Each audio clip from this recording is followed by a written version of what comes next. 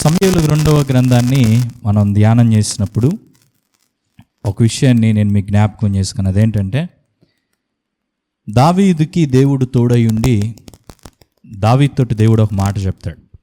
ఏం చెప్తాడంటే, నేను నీ యొక్క సింహాసనాన్ని స్థిరపరుస్తాను. అంటే నీ కుమారుల్లో ఎవరో ఒకరు ఖచ్చితంగా సింహాసనం మీద ఉంటారు. ఆ సింహాసనం మీద పరిపాలించేటువంటి వారిలో ఖచ్చితంగా నీ కుమారులు ఉంటారని దేవుడు చెప్పడం జరిగింది. అయితే దేవుడు ఇచ్చినటువంటి ఆ మాటకి ఎలా కట్టుబడి ఉన్నాడు?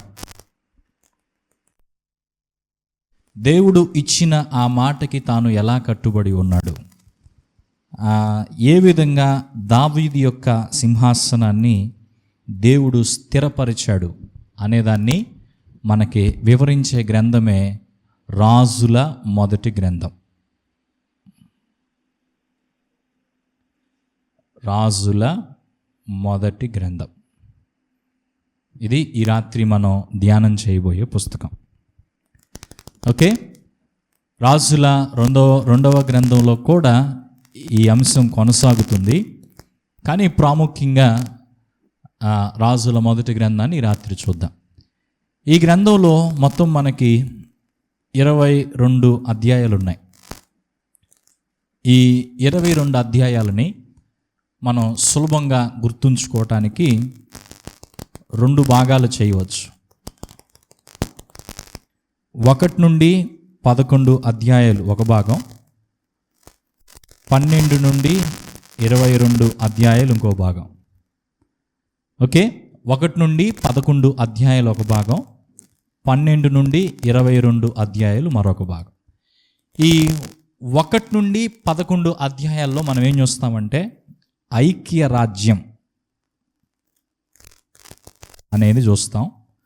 12 నుండి 22 అధ్యాయాల్లో విభజన జరిగిన రాజ్యం, విభజించబడిన రాజ్యం అని చెప్పొచ్చు. విభజించబడిన రాజ్యం అని ఎందుకు అంటున్నామంటే, ఈ అధ్యాయంలో 12లో ఐక్యరాజ్యంగా ఉన్నది 2 ముక్కలు అవుతుంది అన్నమాట. ఇంకా అక్కడి నుంచి ఇశ్రాయేలు రాజ్యం, యూదా రాజ్యం అని పిలుచుకునే పరిస్థితి ఏర్పడుతుంది. సో ఇందులో ఇశ్రాయేలు దేశాన్ని పరిపాలించినటువంటి రాజులందరి యొక్క చరిత్ర ఈ గ్రంథంలో మనకి కనబడుతుంది. ఈ యొక్క గ్రంథాన్ని మనము ధ్యానిస్తుండగా, ఆలోచన చేస్తుండగా కొన్ని విషయాలు ఈ రాత్రి మనం నేర్చుకుందాం. ఒక 6 విషయాలు ఈ గ్రంథంలో నుండి మనము తెలుసుకోవటానికి ప్రయత్నం చేద్దాం. ఎందుకు ఈ గ్రంథాన్ని మనం చదవాలి, ఈ గ్రంథాన్ని చదవడం ద్వారా మనము ఏమి నేర్చుకోవచ్చు అనేది చూద్దాం. మొదటి విషయం ఏంటంటే, నాయకత్వం అనేది వయసును బట్టి, వారసత్వాన్ని బట్టి కాదు, దేవుని ఎంపికను బట్టే కలుగుతుంది. మరలా చెప్తున్నా, నాయకత్వం అనేది వయసును బట్టి, వారసత్వాన్ని బట్టి కాదు, దేవుని ఎంపికను బట్టి కలుగుతుంది. రాజుల మొదటి గ్రంథంలో మొదటి అధ్యాయంలో దావీదు చనిపోయే పరిస్థితుల్లో ఉన్నాడు. దావీదు చనిపోయే పరిస్థితుల్లో ఉన్నప్పుడు ఎవరు రాజుగా ఉండాలి, దావీదు తర్వాత ఎవరు రాజుగా ఉండాలి అనేది అదొద్దు ప్రశ్న అన్నమాట. ఎందుకంటే దావీదుకి చాలామంది కుమారులు ఉన్నారు. లెక్క ప్రకారం ఏంటి, తండ్రి తర్వాత ఎవరు రాజు అవ్వాలి? రాజు అవ్వాలి. మరి పెద్ద కుమారుడు ఎవరు? దావీదు యొక్క పెద్ద కుమారుడు ఎవరు? అమ్నోను. సమూయేలు 2వ గ్రంథంలో అమ్నోను అనేటువంటి వ్యక్తి చనిపోవటం జరుగుతుంది. ఎందుకంటే తాను చేసిన తప్పును బట్టి తన ప్రాణాన్ని విడవాల్సిన పరిస్థితి ఏర్పడుతుంది. సో తాను తర్వాత ఆ స్థానంలో ఎవరు రాజు అవ్వాలి? నెక్స్ట్ అబ్షాలోము. ఆ తర్వాత అబ్షాలోము కాబట్టి నేను రాజు అవుతాను అనేటువంటి ఆలోచనలో అబ్షాలోము ఉన్నాడు. ఆయన పేరు ఏం పేరంటే అదోనియా. చెప్పండి, అదోనియా. అదోనియా అనే ఆయన రేసులో ఉన్నాడే, ఇంకా తర్వాత నేనే రాజుని. ఎందుకంటే దావీదు ఇయ్యాలా రేపు అన్నట్టున్నాడు. పెద్ద కొడుకు అమ్నోన్ లేడు, రెండోది అబ్షాలోం కూడా లేడు. ఎందుకంటే దావీదు మనసంతా కూడా అబ్షాలోం మీద ఉంటుంది అనమాట. కొంచెం నా తర్వాత అతనే అన్నట్టుగా దావీదు అనుకున్నాడు. ఆయన కూడా చనిపోయాడు. ఇంకెవరు ఇంక తర్వాత నేనే అని చెప్పేసి తనకంటూ ఒక వర్గాన్ని పోగేసుకొని నేనే రాజునని ప్రకటించుకునే పరిస్థితి వచ్చింది. అయితే ఇంకొక బ్యాచ్ అంతా కూడా సొలొమోను వైపు చేరారు. ముఖ్యంగా వాళ్ళ అమ్మ, సొలొమోను వాళ్ళ అమ్మ పేరు ఏం పేరు? బత్షెబ. సో సొలొమోను వాళ్ళ అమ్మ బత్షెబ, తర్వాత నాతాను అనే ప్రవక్త, వీళ్ళందరూ ఒకవైపు చేరారు. దావీదేమో మరణ పడకల్లో ఉన్నాడు. అదోనియేమో ఒకవైపు నేనే రాజునని అందరికీ ప్రచారం చేసుకుంటున్నాడు. ఏందయ్యా ఇదంటే దావీదు దానికి ఆన్సర్ చెప్తాడు. ఏం చెప్తాడంటే, నా తర్వాత రాజు అయ్యేటువంటి వ్యక్తి సొలొమోనే. ఎందుకంటే దేవుడు సొలొమోనుని ఎన్నుకున్నాడు. నా తర్వాత రాజు అయ్యేటువంటి వ్యక్తి సొలొమోనే. సో దీన్ని బట్టి మనం నేర్చుకోవాల్సిన మొదటి పాయింట్ ఏంటంటే, నాయకత్వం అనేది వయస్సును బట్టి రాదు. అంటే నేనే ఇంట్లో పెద్దోడిని కాబట్టి నేనే తర్వాత నాయకుడిని అంటే కుదరదు. 2, వారసత్వాన్ని బట్టి కూడా రాదు. మా నాన్న తర్వాత నేనే అనేటట్టుగా కూడా రాదు. మరి ఎలా వస్తుంది? దేవుని ఎంపికను బట్టి కలుగుతుంది. దేవుడు ఎవరినైతే ఎంచుకుంటాడో వారు ఆ స్థానంలో తర్వాత రాజులుగా ఉంటారు, లేకపోతే అధికారులుగా, నాయకులుగా ఏర్పాటు చేయబడతాడు. సో అదోనియా ఆ విధంగా ప్రకటించుకున్నప్పటికీ దేవుడు ఎన్నుకుంది ఎవరిని? సొలొమోను అనేటువంటి వ్యక్తిని దేవుడు ఎన్నుకున్నాడు. సో దావీదు కూడా రెండో ఆలోచన లేకుండా దేవుని యొక్క ఎంపిక చొప్పున సొలొమోనుని రాజుగా అభిషేకించడం జరిగింది. ఇక్కడ మనం నేర్చుకోవాల్సిన పాఠం ఇది. మనం నాయకులం కావాలంటే దేవుని ఎంపిక కావాలి. మన ఆలోచనలు కాదు, మన తలాంతులు కాదు, మన వారసత్వాలు కాదు, మన వయస్సు కాదు. ఇవన్నీ ఏవి లెక్కలోకి రావు. లెక్కలోకి వచ్చేది ఒకటే, ఏందది? దేవుడు ఎన్నుకోవడం, దేవుడు ఎంచుకోవడం. దేవుడు గనక మనల్ని ఎన్నుకుంటే, దేవుడు గనక మనల్ని ఎంచుకుంటే, మనం ముసలోళ్ళమైనా, కుర్రోళ్ళమైనా, చిన్న పిల్లలమైనా, తెలివైన వాళ్ళమైనా, తెలివి లేని వాళ్ళమైనా, మన స్థితి ఏదైనా దేవుడు గనక మనల్ని ఎన్నుకుంటే ఖచ్చితంగా దేవుడు మనల్ని ఆ స్థానంలో నిలబెడతాడు. ఇది మొదటి పాఠం. ఇంకా మీరు సొలొమోను యొక్క చరిత్ర మీరు చదివితే మీకు ఏమర్థం అవుతుందంటే, ఇల్లు అలగ్గానే పండగ కాదన్నట్టుగా రాజుగా అభిషేకిస్తే సరిపోయిందా? దాన్ని నిలబెట్టుకోవాలి, ఆ రాజ్యాన్ని నిలబెట్టుకోవాలి, తన వశం చేసుకోవాలి, ప్రజలందరూ మెచ్చేటువంటి పరిపాలన ఇవ్వాలి. లేకపోతే శత్రు దేశానికి సంబంధించిన వారు వచ్చేసి ఈ రాజ్యాన్ని వాళ్ళ హస్తగతం చేసుకునేటువంటి ప్రమాదాలు, అవరోధాలు కూడా ఉంటాయి. అయితే ఒక విషయాన్ని మాత్రం మనం ఇక్కడ స్పష్టంగా అర్థం చేసుకోవచ్చు. అదేంటంటే, అనుకోని పరిస్థితుల్లో ఈ విధంగా సొలొమోను రాజుగా ఏర్పాటు చేయబడినప్పటికీ దేవుని దయ ద్వారా, దేవుని యొక్క తోడును బట్టి రాజుగా ఆయన స్థిరపరచబడిన వాడుగా ఉన్నాడు.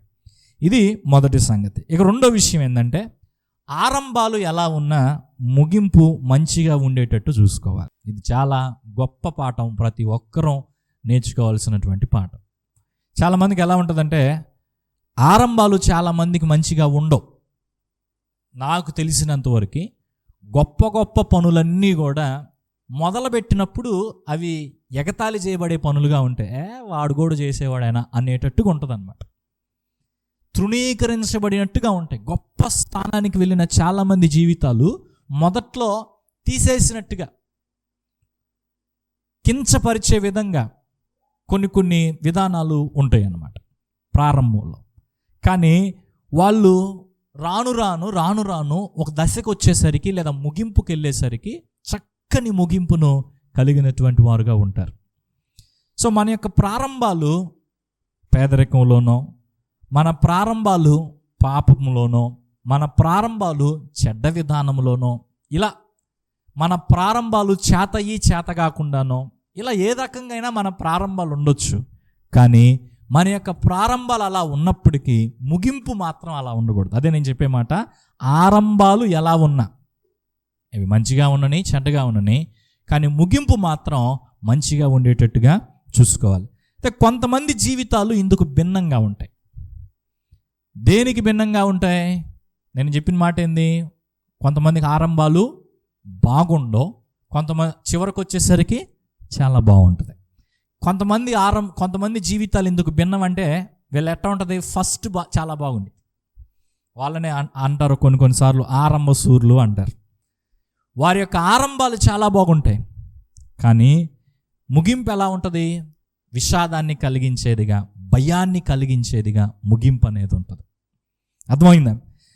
ముఖ్యంగా సొలొమోను జీవితాన్ని మనం చూస్తే, ఈ గ్రంథంలో సొలొమోను జీవితాన్ని మనం చూస్తే, సొలొమోను చాలా చక్కగా ఆరంభించాడు. ఇంకో రకంగా చెప్పాలంటే చాలా గొప్పగా ఆరంభించాడు. వాళ్ళ నాన్న తర్వాత రాజుగా ఏర్పాటు చేయబడిన తర్వాత, అయ్యా ఇంత రాజ్యాన్ని పరిపాలన చేయడం నా వల్ల కాదని చెప్పేసి దేవుని సందులో ప్రార్థన చేసుకున్నాడు, దేవుని మీద ఆధారపడ్డాడు. భూమి మీద ఎవరికీ సాధ్యం కాని గొప్ప జ్ఞానాన్ని పొందాడు. ఇంకా చెప్పాలంటే ఆయనకున్న జ్ఞానాన్ని బట్టి దేశాల వాళ్ళు కూడా వచ్చి ఆయన జ్ఞానాన్ని గురించి వినేంతగా, తెలుసుకునేంతగా సొలొమోనుకి పేరు వచ్చింది. కానీ చివరికి ఏమైంది? సొలొమోను తన జీవితంలో చివరికి ఎలా మారిపోయాడో తెలుసా? తన భార్యల ద్వారా అన్య దేవతల వైపు తిరిగిపోయాడు. వాళ్ళ నాన్నలాగా, దావీదులాగా దేవునికి యథార్థంగా సొలొమోను జీవించలేదు. రాజుల మొదటి గ్రంథం 11వ అధ్యాయం 4వ వచనాన్ని చూస్తే, సొలొమోను వృద్ధుడైనప్పుడు అతని భార్యలు అతని హృదయమును ఇతర దేవతల తట్టు త్రిప్పగా, అతని తండ్రి అయిన దావీదు హృదయము వలె అతని హృదయము దేవుడైన యెహోవా ఎడల యథార్థము కాకపోయెను. ఎలా ఉందో చూడండి ఈ మాట. దావీదు వాళ్ళ నాన్నగారు యథార్థమైనటువంటి జీవితాన్ని జీవిస్తే, సొలొమోను యొక్క జీవితము దేవుని ఎదుట యథార్థమైనటువంటి రీతిలో లేదు. ఎందుకంటే వృద్ధుడయ్యేసరికి, కుర్రోడుగా ఉన్నప్పుడు ఎలా ఉన్నాడో, వృద్ధుడయ్యేసరికి ఆయన యొక్క జీవితము మరొక రకంగా మారిపోయింది. అందుకే చెప్పాను, మన ఆరంభాలు ఎలా ఉన్నా ముగింపులు బాగుండాలి. మన విశ్వాస జీవితంలో ప్రారంభం ఎలా ఉన్నా, మొదట్లో దేవుణ్ణి వెంబడించడం ప్రారంభించినప్పుడు ఎలా ఉన్నా, తప్పటడుగులు వేస్తున్నా, తెలిసి తెలియనట్టుగా ఉన్నా, కాలం గడుస్తున్న కొలది మన యొక్క జీవితాలు ప్రభువుకి ఇష్టంగా ఉండేటట్టుగా మనం చూసుకోవాలి. ప్రభువుకి ఇష్టంగా మన జీవితాలను కొనసాగించేటువంటి వారంగా మనం ఉండాలి. కానీ చాలామంది పరిస్థితి ఎలా ఉంటుందో తెలుసా? ముగింపుకు వచ్చేసరికి ప్రభువుకి ఇష్టంగా ఉండటం పక్కకు పెడితే భ్రష్టమైన స్థితిలోనికి వెళ్ళిపోతారు. అందుకే చెప్పేది, మొదట్లోనే బాగుంది అన్నట్టుగా, మొదట్లో వేడివేడిగా ఉన్నటువంటి ఆత్మీయ జీవితాలు రాను రాను రాను రాను రాను రాను చల్లారిపోయే పరిస్థితికి వస్తూ ఉంటాయి. సో అలాంటి భ్రష్ట స్థితిలోనికి మనం చేరకూడదు. ఇంకొంతమంది ఎలా ఉంటుందంటే, ఈ విశ్వాసపు ఓడ బద్దలైపోద్ది, మధ్యలోనే ఆ విశ్వాసాన్ని పోగొట్టుకునేటువంటి వారుగా, విశ్వాసపు నావను తుదికంట చేర్చలేనటువంటి వారుగా చాలామంది జీవితాలు ఉంటాయి. ఆ విశ్వాసం విషయంలో ఓడ బద్దలైన వాళ్ళ గుంపులో కూడా మనం ఏమాత్రము చేరకూడదు. సొలొమోను జీవితం మనకు నేర్పే పాఠం అదే. ఎంత జ్ఞానం అయితే ఏంటి, ఎంత చక్కగా ఆరంభిస్తే ఏంటి, ముగింపు మాత్రం ఏమంత మంచిగా లేదు. మూడవది బుద్ధిహీనమైన నిర్ణయాలు భవిష్యత్తును నాశనం చేస్తాయి. బుద్ధిహీనమైన నిర్ణయాలు భవిష్యత్తును నాశనం చేస్తాయి. నిర్ణయాలే జీవితాన్ని మారుస్తాయి. మన జీవితం కట్టబడాలన్నా, కూలిపోవాలన్నా నిర్ణయమే ముఖ్యం. మనం ఏమి నిర్ణయించుకుంటామో, ఏమి చెయ్యాలనుకుంటామో దానిని బట్టే జీవితం ఇటుగాని అటుగాని మారుతుంది అన్నమాట. అయితే నిర్ణయాలు చేసే ముందు పెద్దలను సంప్రదించడం, దేవుణ్ణి సంప్రదించడం ఉత్తమమైనటువంటి పని. నేను ఇలా చేయాలనుకుంటున్నాను, నేను నిర్ణయం తీసుకోవాలనుకుంటున్నాను అని మనం దేవుణ్ణి సంప్రదించి, పెద్దలను సంప్రదించి ముందుకు వెళ్తే మన యొక్క జీవితంలో మనం మేలుకరమైన రీతిలో ఉండటానికి అవకాశాలు ఉంటాయి. కానీ అలా కాకుండా బుద్ధిహీనమైనటువంటి నిర్ణయాలు చేస్తే భవిష్యత్తును మనము అంధకారంగా మార్చేసుకుంటాం. ఈ గ్రంథంలో సొలొమోను కుమారుడైన రెహబాము ఒక ఆయన ఉన్నాడు. చెప్పండి, ఏం పేరు? రెహబాము. రెహబాము అనే ఆయనకి ఒక కీలకమైన నిర్ణయం తీసుకునే సమయం వచ్చింది. రెహబాము రాజు అయిన తర్వాత ప్రజలందరూ వచ్చి ఒక మాట అడిగారు, అయ్యా, మీ నాన్నగారు పరిపాలనలో ఉన్నప్పుడు కఠినమైన కాడి మా మీద పెట్టాడయ్యా, ఇప్పుడు నువ్వు రాజు అయ్యావు కదా, నువ్వు గనక ఆ కాడిని ఏమన్నా కొంచెం తక్కువ చేస్తే, ఆ కాడిని నువ్వేమన్నా తగ్గిస్తే బాగుండిద్ది అని చెప్పేసి ప్రజలందరూ వచ్చి ఈ రెహబాముని అడిగారు. అడిగితే, సరే మీరు మరలా రండి, నేను నా నిర్ణయం చెప్తాను అన్నాడు. ఫస్ట్ ఏం చేశాడంటే, ప్రార్థన చేసినట్టుగా బైబిల్లో అయితే లేదు, ఇంకెవరైనా సేవకులను ప్రవక్తలను పిలిపించి అడిగినట్టుగా కూడా బైబిల్లో లేదు. అయితే ఆ దేశంలో ఉన్న పెద్దలను పిలిపించి అడిగాడు, మీరు ఇట్లా అంటున్నారు, మరి ఏం చేయాలి నేనంటే, వాళ్ళు చెప్పిన విషయం ఏంటంటే, మంచిదేనయ్యా, ప్రజలకి మంచి చేస్తే నిన్ను వాళ్ళు గుండెల్లో పెట్టుకొని చూసుకుంటారు, నీ రాజ్యం కూడా చాలా బాగుంటుంది అని చెప్తే, సరే ఆ మాట విన్నాడు. అదెందుకో రెహబాముకు నచ్చక ఇప్పుడు ఏం చేశాడంటే, తన వయసు పిల్లలను చూసుకున్నాడు అనమాట. తన వయసులో ఉన్నటువంటి వారి యొక్క సలహాలు తీసుకున్నాడు. సలహాలు తీసుకుంటే వాళ్ళు అన్నారు, మా నాన్నకంటే నేను ఎక్కువే చేస్తాను కానీ తక్కువ చేయనని చెప్పమని చెప్పేసి చెప్పడం జరిగింది. నేను చెప్పే ఈ మాటలన్నీ 12వ అధ్యాయంలో ఉంటాయి. మా నాన్నకంటే నేను ఎక్కువే చేస్తాను కానీ తక్కువ చేయనని చెప్పమంటాడు. కాబట్టి ఇతను వెళ్ళి అదే మాట తన దగ్గరకు వచ్చిన ప్రజలతో చెప్పాడు. చెప్పగానే అప్పుడు ప్రజల యొక్క మనసు చెదిరిపోయింది. వాళ్ళు ఏమనుకున్నారంటే, ఇంకెందుకు మనం రెహబాము దగ్గర ఉండాలి, ఇంకెందుకు మనం దావీదు పక్షాన నిలబడాలి అని చెప్పేసి అక్కడి నుంచి రాజ్యం అనేది 2 ముక్కలైంది. అర్థమైందా? ఇశ్రాయేల్ రాజ్యం ఎన్ని గోత్రాలు? 12 గోత్రాలు. అయితే దేవుడు దావీదుకి ఇచ్చిన మాట ప్రకారంగా దావీదుకి దేవుడు 2 గోత్రాలు మిగిలిచ్చాడు. ఇశ్రాయేలీల వైపేమో మిగతా 10 గోత్రాలు వెళ్ళిపోయినాయి. ఇక్కడ ఆలోచన చేస్తే రాజ్యము 2 ముక్కలు అవ్వటానికి రెహబాము ఖచ్చితంగా ఒక కారణం. రెహబామే కారణం అంటలేదు కానీ రెహబాము ఒక కారణం. సో దేవునికి ప్రార్థన చేస్తే బాగుండేదేమో, పెద్దలు ఇచ్చిన సలహానన్నా పాటిస్తే బాగుండేదేమో. పెద్దలు ఇచ్చిన సలహా పాటించలేదు, దేవునికి ప్రార్థన చేయలేదు, బుద్ధిహీనమైనటువంటి నిర్ణయం చేశాడు. దాని ద్వారా తన రాజ్యాన్ని పోగొట్టుకున్నాడు. తనకిష్టమైందే చేయటానికి నిర్ణయించుకునేటువంటి రెహబాము పరిస్థితి ఇలా మారిపోయింది. ఈరోజు మనం ఈ మాటలు వింటుండగా ఇది మనకు ఒక జ్ఞాపకం, రిమైండర్ అన్నమాట. ఏంటంటే, మనం నిర్ణయాలు సరిగా చేయకపోతే, ఆత్మానుసారంగా మన నిర్ణయాలు ఉండకపోతే, మనం చేసే నిర్ణయాలు ఉండకపోతే, అప్పుడు అవి మన భవిష్యత్తును అంధకారమయంగా మార్చేస్తాయి. సరైన నిర్ణయం ప్రార్థనాపూర్వకంగా తీసుకోవడం అనేది చాలా చాలా అవసరం. 3 అయిపోయినాయి, సగం అయిపోయినాయి, ఇంక సగం ఉన్నాయి. 4వది ఏంటంటే, అన్నీ ఇచ్చిన దేవుణ్ణి విడిచి ఆయనకి వ్యతిరేకంగా జీవించటం మన స్వనాశనానికి కారణమవుతుంది. మరలా చెప్తున్నాను, అన్నీ ఇచ్చిన దేవుణ్ణి విడిచి ఆయనకు వ్యతిరేకంగా జీవించటం మన స్వనాశనానికి కారణమవుతుంది.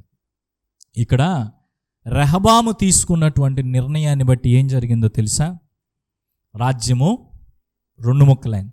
రాజ్యము 2 ముక్కలు అవ్వడం ద్వారా దావీదు పక్షాన రెహబాముకి 2 గోత్రాలు మిగిలాయి. ఈ వైపు 10 గోత్రాలు వెళ్ళిపోయినాయి. అయితే ఈ 10 గోత్రాలు వెళ్ళిపోయినటువంటి ఆ రాజ్యానికి యెరోబాము అనే వ్యక్తి రాజు అయ్యాడు. ఎవరు చెప్పండి? యెరోబాము. ఈ యెరోబాము ఎవరో తెలుసా? సొలొమోను పరిపాలన చేస్తున్నప్పుడు సొలొమోను దాటికి తట్టుకోలేక ఐగుప్తుకి పారిపోయాడు యెరోబాము, అక్కడ తలదాచుకోవటానికి. అలాంటి వ్యక్తిని దేవుడు మరలా ఇక్కడ వెనక్కి తీసుకొచ్చాడు. రెహబాము కాలంలో వెనక్కి తీసుకురావటం మాత్రమే కాకుండా ఇప్పుడు ఏం చేశాడు? ఇశ్రాయేలీల మీద 10 గోత్రాలు, అంటే అర్థం చేసుకోండి, 2 గోత్రాలు ఎక్కువ, 10 గోత్రాలు ఎక్కువ? ఎక్కువ భాగం ఇశ్రాయేలును ప్రజలను అప్పచెప్పి రాజ్యాన్ని యెరోబాముకు ఇచ్చాడు. ఎంతగా యెరోబాముకు దేవుడు సహాయం చేశాడో ఆలోచన చేయండి. ఇప్పుడు ఒక విషయాన్ని ఇక్కడ మనం ఏం గమనించవచ్చు అంటే, అసలు ఎప్పుడైనా కలలో అయినా యెరోబాము ఊహించుంటాడా నేను రాజు అవుతానని? ఎందుకంటే ఇక్కడ చూడండి, దావీదు తర్వాత ఎవరు రాజు అయ్యారు? సొలొమోను రాజు అయ్యాడు. పైగా దావీదుకి దేవుడు ఒక మాట చెప్పాడు. ఏం చెప్పాడు? నీ రాజ్యాన్ని నేను స్థిరపరుస్తాను. అంటే దాని అర్థం ఏంది? నీ పిల్లలు అట్లా నీ కుమారులో ఎవరో ఒకరు సింహాసనం మీద ఉంటారు. ఇది దేవుడు ఇచ్చిన వాగ్దానం. మరి ఇవన్నీ తెలిసిన తర్వాత ఇప్పుడు ప్రజలందరికీ మనసులో ఏముండిపోద్ది? ఇంక ఇశ్రాయేల్ రాజ్యాన్ని పరిపాలించేది ఎవరు? ఎప్పటికైనా దావీదు పిల్లలే. దావీదు తర్వాత సొలొమోను తర్వాత రెహబాము తర్వాత ఇంకొకరు ఇట్లా వెళ్ళిపోద్ది. అంతేగాని ఇంకొకరు ఎవరైనా వేరే వాళ్ళు దావీదు కుటుంబానికి సంబంధం లేకుండా వేరే ఇంకెవరైనా నేను రాజు అవుతాను, రాజు అవ్వాలి అనే ఆలోచన కలలో కూడా చేయలేరు అనమాట. ఎందుకంటే ఒకవేళ చేసినా నిలబడేటువంటి అవకాశం లేదు. మరి అలాంటిది పరిస్థితులు ఇలా మారిపోయి అధిక భాగం యెరోబాముకు దొరికినప్పుడు, యెరోబాము రాజుగా చేయబడ్డప్పుడు దేవుడికి ఎంత నమ్మకంగా ఉండాలో, ఎంత భాగ్యం ఇచ్చావు దేవా నాకు, నువ్వు ఎంత సహాయం చేశావు, ఎంత ఉన్నతమైన స్థితికి నన్ను తీసుకొచ్చావు అని ఎంతో నమ్మకంగా దేవుని పట్ల ఉండాల్సింది. కానీ ఈయన ఏం చేశాడు తెలుసా? రాజైన కొన్ని రోజులకే దేవుని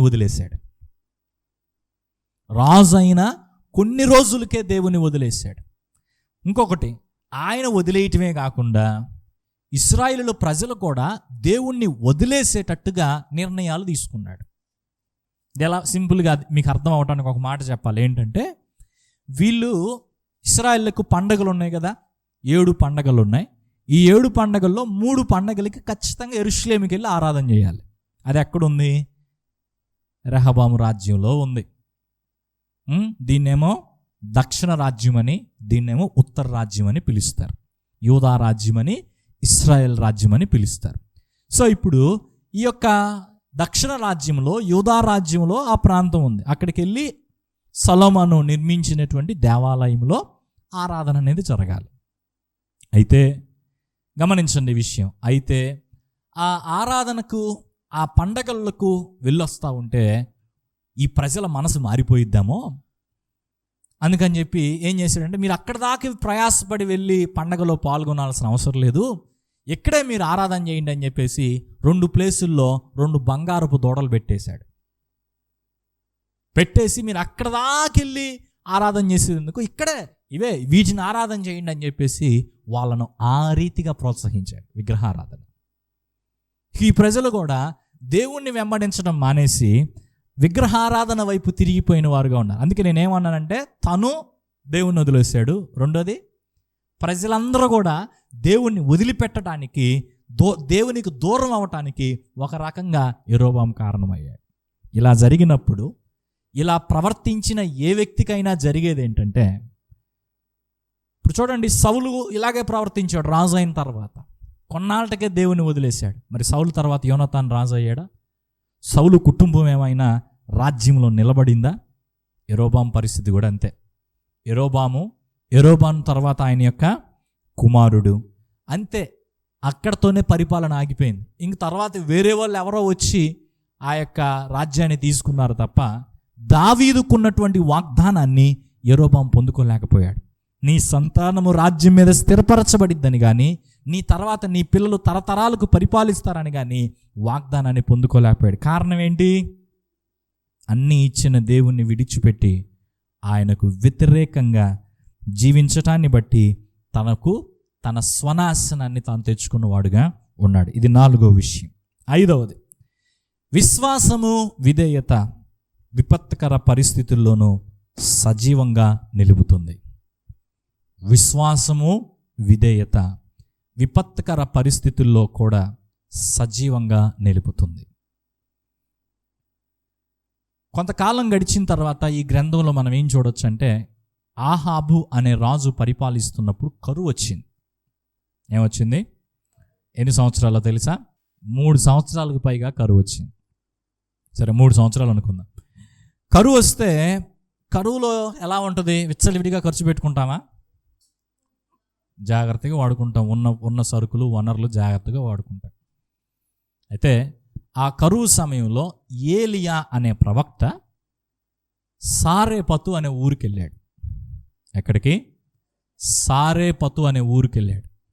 సారేపతు అనే ఊరికి వెళ్తే ఆ ఊరిలో ఏలియాను పోషించడానికి దేవుడు ఒక విధవరాలను ఏర్పాటు చేసుకున్నాడు. ఈ విధవరాలకు ఒక కుమారుడు ఉన్నాడు.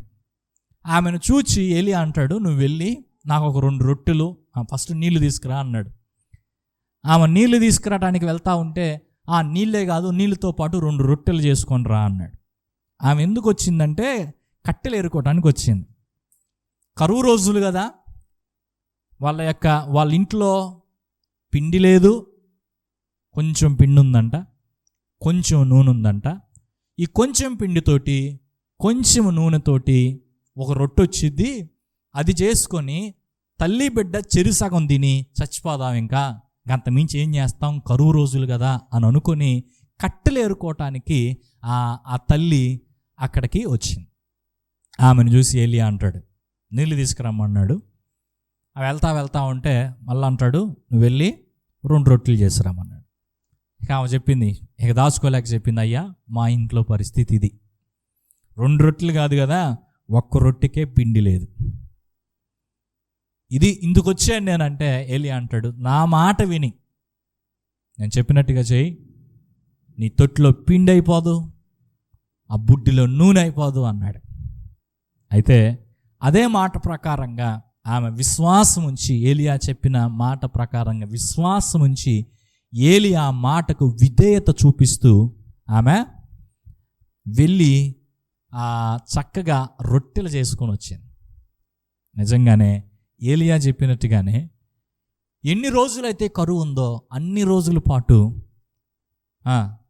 తొట్టిలో పిండి అయిపోలేదు, బుడ్డిలో నూనె కూడా అయిపోలేదు. ఇది మనకేమి నేర్పిస్తుందంటే, దేవుని సేవకుని యొక్క మాట మీద ఆమె విశ్వాసంతో విధేయత చూపి ఎంత గొప్ప ఆశీర్వాదాన్ని పొందిందో చూడండి. లేకపోతే ఆ 1 రొట్టెతో చచ్చిపోయేవాళ్ళు. పోయా నువ్వు చెప్పింది ఎవరంటారు, ఉంది 1 రొట్టె పిండి అండి, 1 రొట్టెకి వచ్చే పిండే ఉందంటే పోయి 2 చేసుకురమ్మంటావు, అవి కూడా నీకేమంటావు, నా పిల్లోడికి సంగతి ఏం కావాలి, నా సంగతి ఏం కావాలి అని అనుకొని ఉంటే, సేవకుని మాటకు విధేయత చూపించకుండా ఉండుంటే, అదే లాస్ట్ రొట్టె, ఇంక అదే ఆఖరి క్షణం, అదే ఇంకో జీవితం అక్కడ అయిపోయేదేమో. కానీ ఆమె ఎప్పుడైతే సేవకుని మాట మీద నమ్మకం ఉంచి చెప్పినట్టుగా చేయడానికి ముందడుగు వేసిందో, విశ్వాసం ఉంచి విధేయతతో ముందుకొచ్చిందో, ఆ కరువు పరిస్థితుల్లో కూడా కరువు తీరిపోయేదాకా, చాలా సమస్యలు వచ్చినాయి తర్వాత అన్నిట్లో కూడా ముందు అసలు దేవుడు పోషించాడు, చక్కగా వారికి సహాయం చేశాడు. మనం ఏమి నేర్చుకోవాలంటే, ఈ 2 మనం కలిగి ఉండగలిగితే ఏంటది? దేవుని మీద నమ్మకం, దేవుని మాటకు లోబడటం. ఈ 2 సూత్రాలు బైబిల్లో గొప్ప గొప్ప వాళ్ళందరికీ సూత్రాలు ఈ 2. దేవుని మీద నమ్మకం, దేవునికి లోబడటం. అవి 2 ఉండగలిగితే ఎంత కష్టాల తీరాన్నైనా దేవుడు దాటిస్తాడు. మన వల్ల కాదనుకున్నటువంటి ప్రయాణాన్ని కూడా దేవుడు ముందుకు తీసుకెళ్తాడు, చివరిదాకా మనల్ని నిలబెడతాడు. ఆ 2 ఎందుకు ఇందాక చెప్పా, ఆరంభాలు ఎలా ఉన్నా ముగింపులు బాగుండాలనే మాటలు ఒక మాట చెప్పి, ఏంటంటే మన విశ్వాసం విషయంలో బద్దలైపోతే ఇంకేం నమ్ముతానులే, ఇంకెంతకాలం నమ్ముతానులే అన్నట్టుగా మనం విశ్వాసం విషయంలో బద్దలైపోతే అప్పుడేమవుతుంది? విధేయత చూపించడంలో మనము సన్నగిల్లిపోతే, పలచబడిపోతే అప్పుడేమవుతుంది? ఇలాంటి దీవెన ఆశీర్వాదాన్ని మన జీవితంలో మనము చూడలేం. కాబట్టి ఈ యొక్క విశ్వాసాన్ని, విధేయతను కనబరచటం ద్వారా కష్టాల్లో కూడా, విపత్కర పరిస్థితుల్లో కూడా సజీవంగా మనం ఉండగలుగుతాం. మనము మేలును చూడగలిగేటువంటి వారుగా ఉంటాం. ఇక లాస్ట్ విషయం, ఆఖరి విషయాన్ని తెలుసుకొని ప్రార్థన చేసుకుందాం. వ్యతిరేకతలు వస్తాయని తెలిసిన సత్యం చెప్పడం మానకూడదు. 6వది, వ్యతిరేకతలు వస్తాయని తెలిసిన సత్యం చెప్పడం మానకూడదు. నేను చెప్పిన మాట అర్థమైందా? నేను నిజం చెబితే నువ్వు నన్ను తిడతావు, నిజం చెబితే నువ్వు నన్ను కొడతావు, నిజం చెబితే మీరు నాతో బలకరు, నిజం చెబితే మీరు నాకు దూరం అవుతారు అని తెలిసిన కొన్నిసార్లు నిజం చెప్పాలి. ఓకే, కొన్నిసార్లు నిజం దాచాలి, దాని గురించి నేను ఇక్కడ మాట్లాడలేదు. కానీ కొన్నిసార్లు నిజం చెప్పాలి.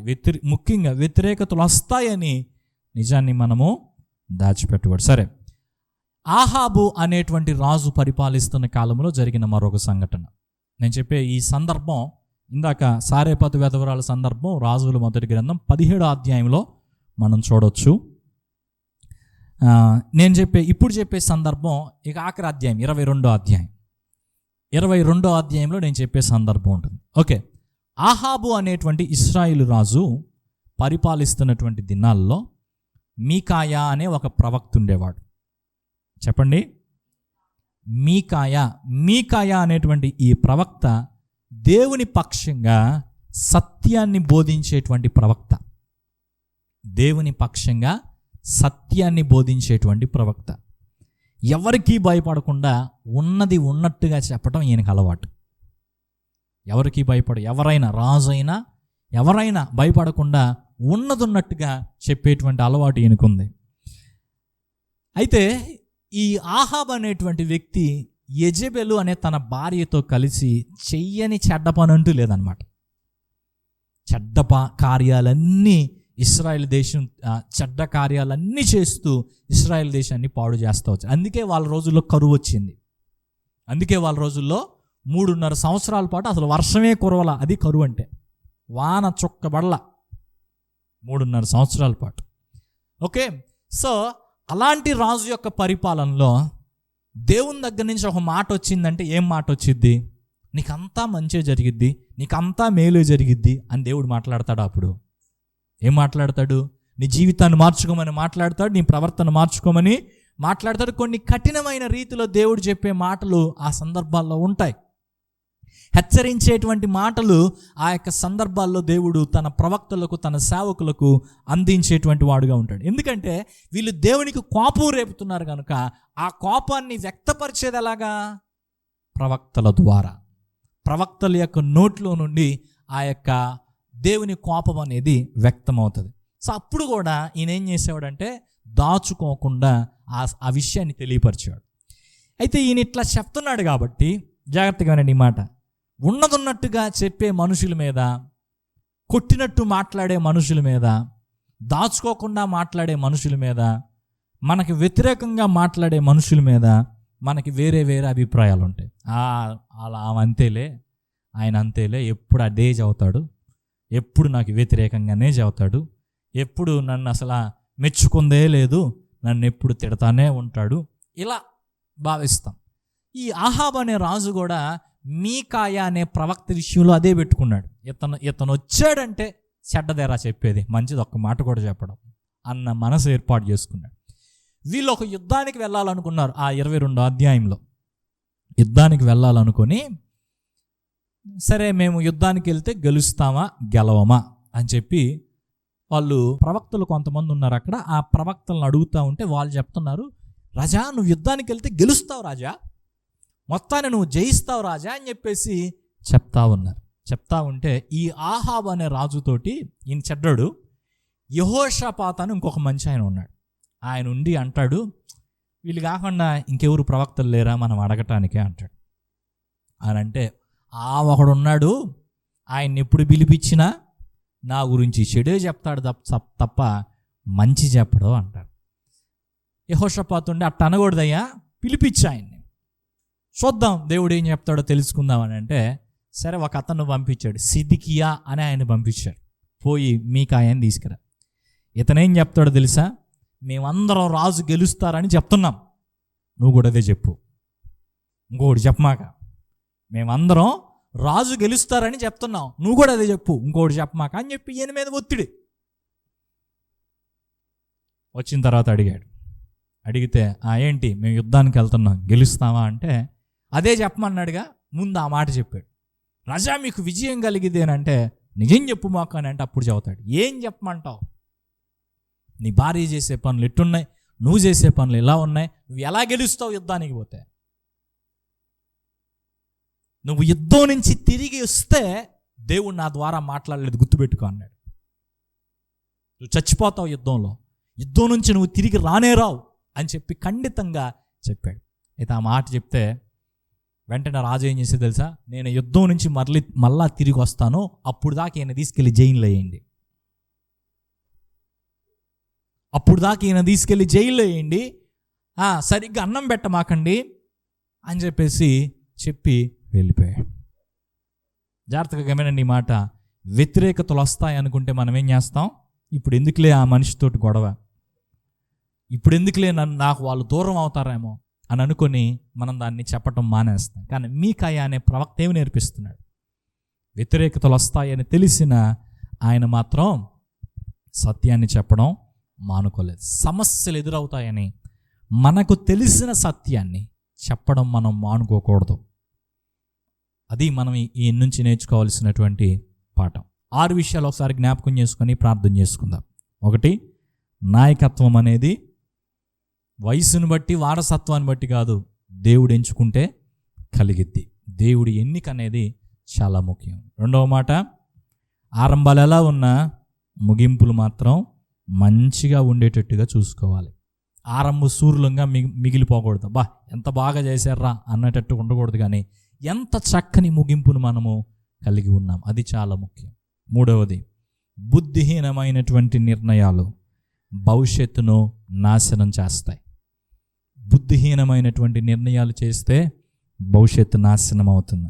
4వది, అన్నీ ఇచ్చిన దేవుణ్ణి విడిచిపెట్టి ఆయనకు వ్యతిరేకంగా జీవిస్తే అది మన స్వనాశనానికి కారణమవుతుంది.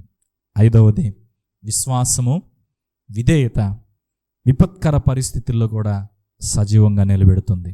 మనలో ఆ విశ్వాసాన్ని, విధేయతను కోల్పోకుండా కొనసాగితే ఎన్ని కష్టాలు వచ్చినా దేవుడు మనలను సజీవంగా ఉంచుతాడు. ఆఖరి విషయం, వ్యతిరేకతలు వస్తాయని తెలిసిన సత్యం చెప్పడం మానుకోకూడదు.